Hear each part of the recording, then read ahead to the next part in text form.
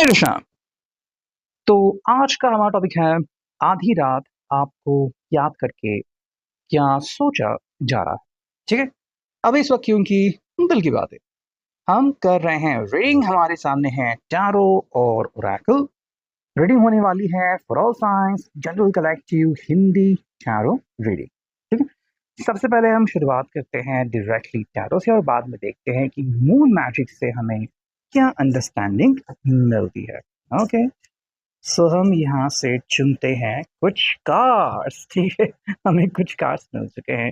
देखते हैं अब यहाँ से हमें क्या अंडरस्टैंडिंग मिलती है। Okay, let's see. तो मैंने यहाँ पे कार्ड्स रखे हैं। ये जस्ट मिनट।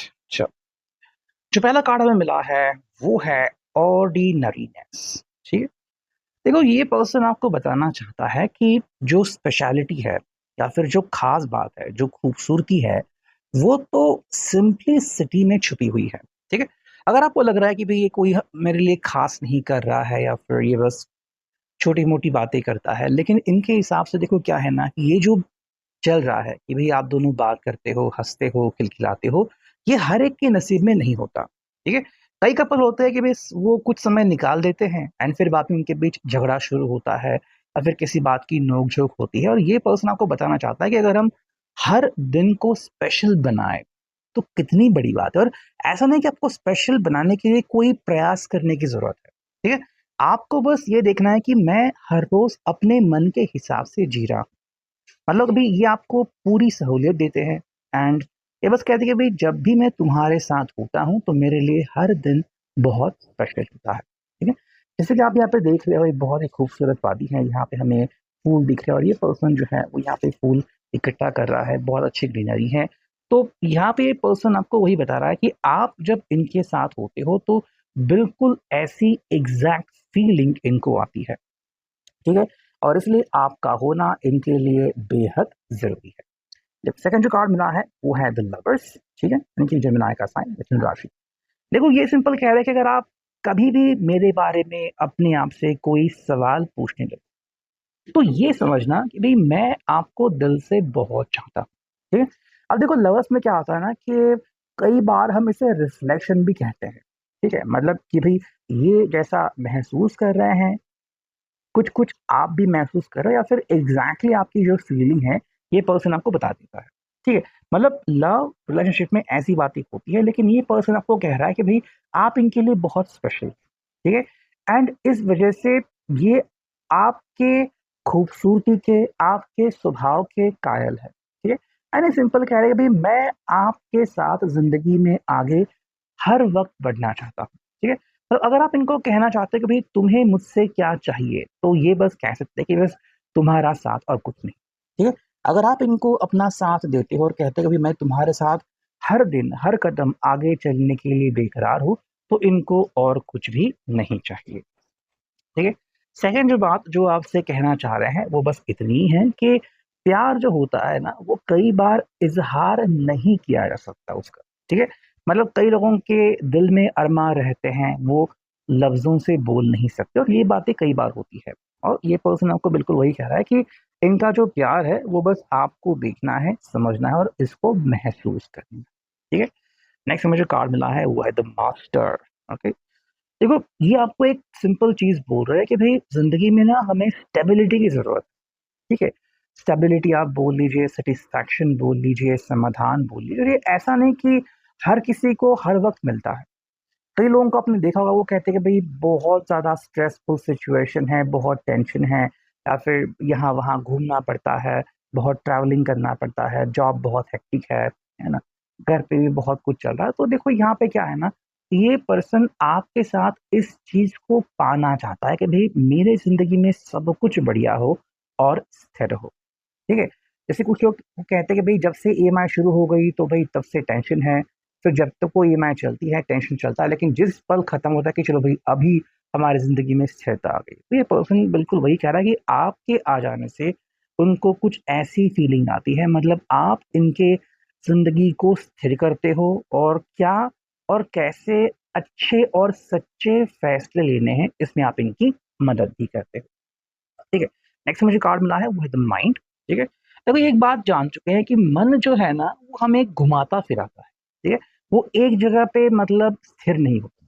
कभी मुझे ये चाहिए, कभी मुझे वो चाहिए, कभी इसके बारे में सोचा, कभी उसके बारे में सोचा। तो ये पर्सन जानता है कि इनके मन को कंट्रोल करना लगभग मुश्किल है, लेकिन हाँ, अगर कोई व्यक्ति है जो इनके मन को शांत कर सकता है, या फिर जिसके सहारे ये पर्सन एकदम से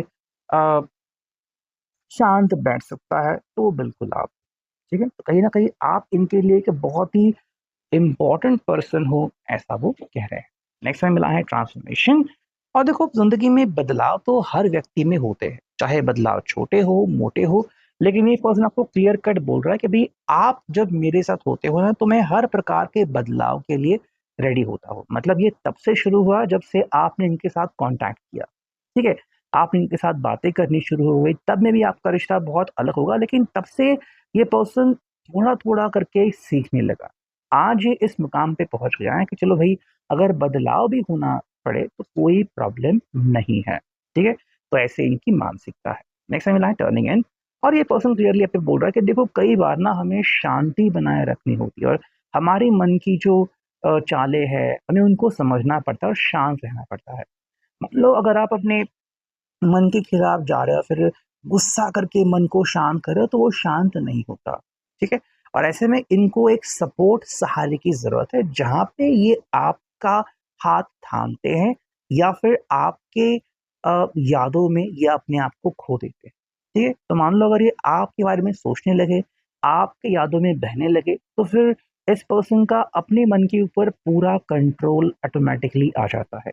इनको कोई भी एक्स्ट्रा एफर्ट करने की ज़रूरत नहीं पड़ती, जो कि इनके लिए एक बहुत ही बड़ी बात है, ठीक है? अगर आप बात करते हैं मैच्योरिटी की, तो ये पर्सन कह रहा है कि भई आपसे जब भी मैं मिलता हूँ, तो मुझे मैच्योरिटी एक शब्द मिलता है, ठीक है? मतलब आप कितनी चीज़ों को अच्छे से हैंडल करते हो, कैसे सब कुछ कंट्रोल करते हो, ये सच में देखने लायक चीज़ है, ये पर्सन आपको कहता है, ठीक है?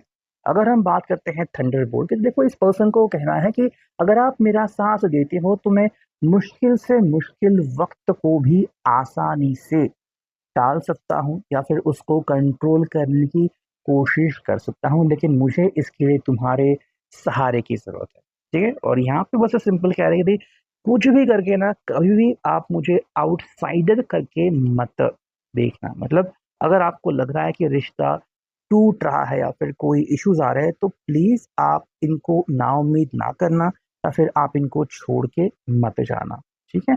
वरना ये पर्सन जो है वो बहुत अंदर से टूट जाएँगे, एंड मे बी फिर इनको ज़िंदगी में सहारा देने के लिए शायद ही कोई और, ठीक है? तो आपकी अहमियत बहुत है इनके लिए। अगर हम बात करते हैं यहाँ पे जो कि है डायरेक्टली अ, मून मैजिक, ठीक है? देखते हैं मून मैजिक से हमें यहाँ पे क्या अंडरस्टैंडिंग मिलती है। हमने यहाँ पे लिए हैं 2 कार्ड, ओके? और चुनते हैं यहाँ पे 3 कार्ड, ठीक है? देखो, पहला कार्ड जो आ चुका है, वो है let go of the anxieties of others. मतलब ये पर्सन आपको क्लियरली कह रहा है कि पहले क्या होता था कि ये लोगों के बारे में बहुत सोचता था, वो क्या कहते हैं, क्या नहीं कहते थे, उसके बारे में बहुत ज़्यादा परेशान होते थे। लेकिन आजकल इन्होंने ये सब बदल दिया, ठीक है? सेकंड जो कार्ड हमें मिला है, वो है gratefully I surrender my struggle. देखो आजकल अभी ये पर्सन कहता है कि हर एक की ज़िंदगी में कोई ना कोई स्ट्रगल होती है, और ये अपनी स्ट्रगल जो है उसको सरेंडर करने के लिए रेडी है। मतलब मान लो कि जहाँ पे इनको ज़ोर लगाने की ज़रूरत नहीं, दिमाग खपाने की ज़रूरत नहीं, वहाँ पे वो शांत बैठते हैं। मतलब अपनी ईगो को, अहंकार को अपने ऊपर सवार नहीं होने देते, और ये आपकी वज़ह से होता है। देखो यहाँ पे है I accept that here now is exactly where I am, and that is a place of profound learning. आपकी वजह से इस पर्सन को पता चला कि भई मैं यहाँ पे जो भी पोज़ीशन आज इस पर्सन को मिली है, वो इनके लिए कितनी अच्छी है, बड़ी है, ठीक है? कई लोग होते हैं कहते हैं भई मैंने ये अपॉर्च्युनिटी मौका मिस कर दिया, मैं वहाँ पे होता, लेकिन आज आप जिस मुकाम पे हो, आपको उसके लिए भी धन्यवाद कहने की ज़रूरत है, ठीक है? नेक्स्ट हमें कार्ड मिला है ये that is I will not remain stuck, I choose change, ठीक है? ये पर्सन ने अब सोच लिया कि मैं अब सिर्फ़ किसी ख़्यालों में अपने आप को टूटते नहीं देखूँगा, बल्कि मैं ज़िंदगी में बदलाव को स्वीकारूँगा और उसमें आप डेफ़िनेटली इसका बहुत मदद कर रहे हो, इसकी हेल्प कर रहे हो, ठीक है? इसका साथ आप दे रहे हो और फाइनल जो कार्ड है, वो है I know my shadow side and I work to willingly transform aspects of it. ये पर्सन को पता है कि भई मेरी क्या ज़रूरत है और क्या कौन-सी बातें हैं जो मुझ में थोड़ी-सी अ, आप कह सकते हैं कि नेगेटिव साइड पे है। जैसे कि कभी बहुत जल्दी गुस्सा करते हैं या फिर एकदम से बात करना बंद करना, ठीक है? एकदम से चिढ़ जाना वगैरह मतलब ऐसी कुछ बातें हैं जिनको अब ये पर्सन शांति से सुलझाना चाहता है और उसके लिए सबसे पहले इसको इन चीज़ों को 100% स्वीकारने की ज़रूरत है, जो ये पर्सन अपने दिल से कर रहा है। ठीक? सो ये है अभी के लिए reading. I hope it will resonate. Thank you.